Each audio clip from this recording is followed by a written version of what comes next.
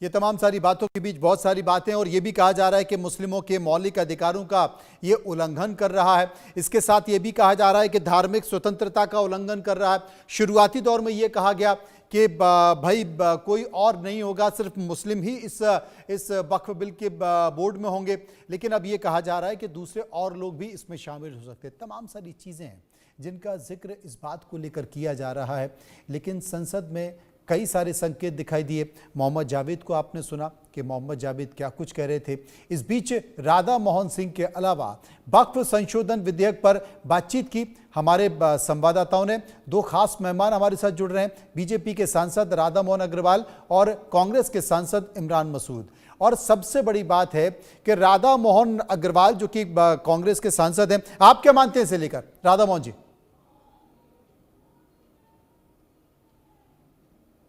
देखिए, ये तो बहुत अच्छी बात है।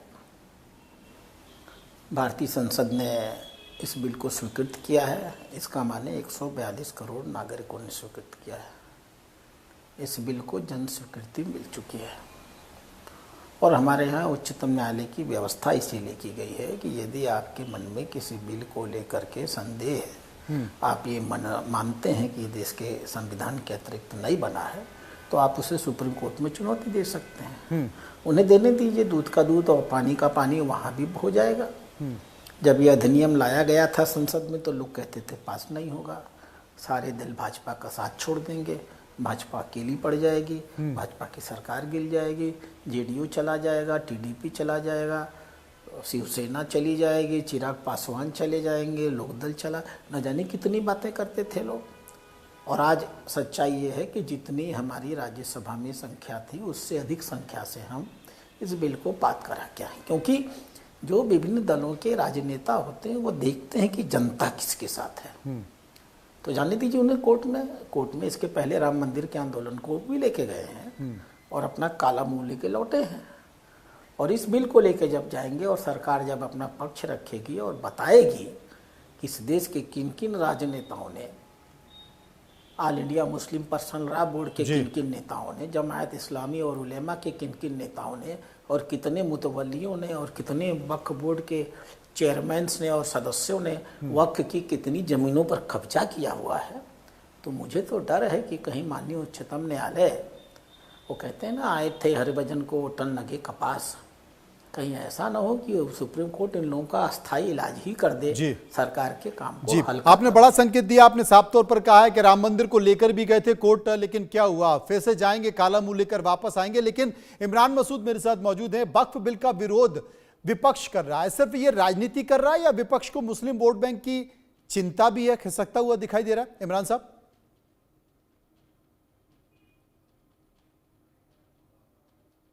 वक्फ बाई यूज़र को कहते हो कि आपने हटा दिया, वक्फ बाई यूज़र भी आपने जू का तू रखा हुआ है, उसके अंदर आपने क्लॉज लगा दिया। उससे पहले ही बहुत सारी संपत्ति है, जो संपत्ति है सरकार अपनी बताती है, उनके तमाम दावों को डिसाइड करने का अधिकार भी सरकार के पास ही होगा। और वो कब डिसाइड करेंगे? जब तक वो डिसाइड नहीं करेंगे, जब तक वो संपत्ति सरकार की रहेंगी। तो आपने कहाँ क्लॉज हटा दिए? लिमिटेशन एक्ट आपने हटा दिया। सब जितने धार्मिक संस्थाएं हैं वो सबके ऊपर है, लेकिन सिर्फ वक्फ के ऊपर आपने लिमिटेशन एक्ट हटा दिया, जिससे लोगों को लिए एडवर्स पोजीशन का रास्ता खुल जाए। आपने कहाँ हटा दिया? आपने कुछ भी नहीं, आपने तो सारी चीजों को बुलडोज कर दिया। क्या ध्यान रखा गया भाई? कल जो आप सूची पढ़ रहे थे राज्यसभा में, क्या उन सभी नेताओं ने वक्फ की संपत्तियों पर कब्जा किया है? सारी क्या इसमें एक जगह गरीबी का जिक्र बता दीजिए, किसी जगह क्या हो गरीबी का जिक्र? एक भी जगह गरीबी का जिक्र नहीं है। सिर्फ और सिर्फ जो प्रॉपर्टीज हैं उनको खुर्द बुर्द करने की बात है। इसके अलावा एक जगह बताइए आपने जहां गरीब मुसलमानों के लिए जिक्र भी किया हो कि शिक्षण संस्थाएं खोलेंगे, हम कुछ काम करेंगे, ऑर्फेनेज खोलेंगे, कुछ करेंगे, कुछ एक चीज तो दिखा दीजिए। एक भी नहीं है। क्या इसमें एक जगह गरीबी का जिक्र बता दीजिए, किसी जगह क्या हो गरीबी का जिक्र? एक भी जगह गरीबी का जिक्र नहीं है। सिर्फ और सिर्फ जो प्रॉपर्टीज हैं उनको खुर्द बुर्द करने की बात है। इसके अलावा एक जगह बताइए आपने जहां गरीब मुसलमानों के लिए जिक्र भी किया हो कि शिक्षण संस्थाएं खोलेंगे, हम कुछ काम करेंगे, ऑर्फेनेज खोलेंगे, कुछ करेंगे, कुछ एक चीज तो दिखा दीजिए। एक भी नहीं है। जी राधा मोहन जी, क्या वाकई ये कहा जा रहा है कि बहुत सारे माफिया हैं वक्फ में जिन्होंने तमाम संपत्तियों पर कब्जा कर लिया? वाकई ऐसा है? देखिए, इस बात को समझने की कोशिश करिए। यह सच है कि सच्चर कमेटी की रिपोर्ट ने कहा कि मुसलमान बहुत पिछड़े थे, ये झूठ नहीं था। किसकी सरकार थी 65 साल? उन्होंने कभी इस बात की चिंता नहीं किया कि मुसलमान शैक्षणिक रूप से, आर्थिक रूप से मजबूत हो सके और स्वावलंबी हो सके। उनकी रणनीति क्या थी? मुसलमान जिंदगी भर मोची बना रहे, दर्जी बना रहे, रफूगर बना रहे, टायर पंचर जोड़ने वाला बना रहे, पेंटर बना रहे, वेटर बना रहे, और बारातों में वो जो बाजा बजता है ना, वो बाजा बजाने वाला बने। उनकी रणनीति थी 65 साल इस देश के मुसलमानों को अशिक्षित और गरीब बनाए रखने की। माननीय मोदी जी ने आकर के 2014 में इसमें आमूलचूल परिवर्तन कर दिया। सरकार की जितनी भी नीतियां थी उनको बहुत मजबूती के साथ मुसलमानों तक पहुंचाने का काम किया। मुसलमानों के पास घर नहीं थे, गैस में चूल्हे नहीं थे, रोजगार करने के लिए पैसा नहीं था, उनकी शिक्षा की व्यवस्था नहीं थी, नौकरियों में उनका प्रेजेंटेशन कम था, जनसंख्या 19% थी। लेकिन माननीय प्रधानमंत्री ने जितने आवास बनाए उसमें से 19% की जगह 31% लाभार्थी मुसलमान हैं। माननीय प्रधानमंत्री ने जितने गैस के कनेक्शन बांटे, जनसंख्या 19% है, लेकिन 37% गैस के कनेक्शन मुस्लिम समाज को बांटे गए। उन्होंने मुद्रा योजना का लाभ दिया, जनसंख्या 19% है, मुद्रा योजना का 36% लाभ मुस्लिम समाज को मिला। उन्होंने स्किल इंडिया प्रोग्राम बनाया, जनसंख्या 19% है और 22.7% मुस्लिम बंधुओं ने उस योजना का लाभ लिया। प्रधानमंत्री एम्प्लॉयमेंट गारंटी योजना का रिकॉर्ड खोल करके देखिए, मुस्लिम ओन बिजनेसमैन माननीय प्रधानमंत्री के कार्यकाल में उनकी संख्या में 70%। इमरान मसूद साहब मेरे साथ मौजूद हैं। मसूद साहब, जिस तरह से विपक्ष आरोप लगा रहा है जो उसमें मेंबर होंगे उसमें गैर मुस्लिम भी होंगे, लेकिन सरकार ने कहा ऐसा नहीं, क्या कहें? देखिए, जो रिचुअल्स होंगे वो रिचुअल जो एज ए मुस्लिम मैं समझ सकता हूँ, वक्फ हमारा एक रिचुअल ही है।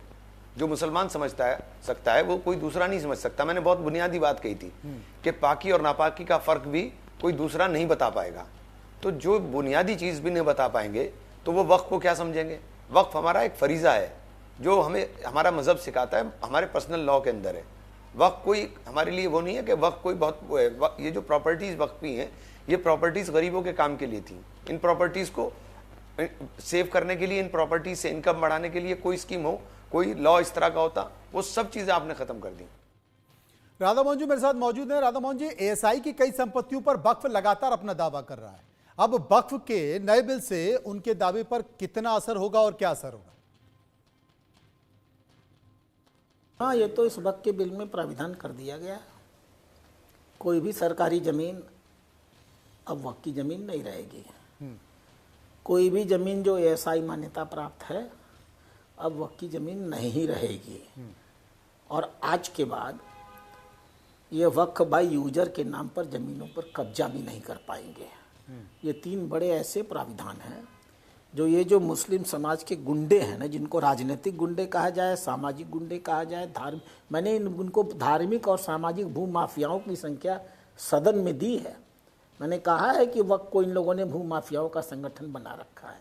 इन भूमाफियाओं से हम मुक्ति करा देंगे और इन सब का उपयोग जो भी आएगा एक आम मुसलमान, उसमें से एक नया पैसा भी और 1 इंच जमीन भी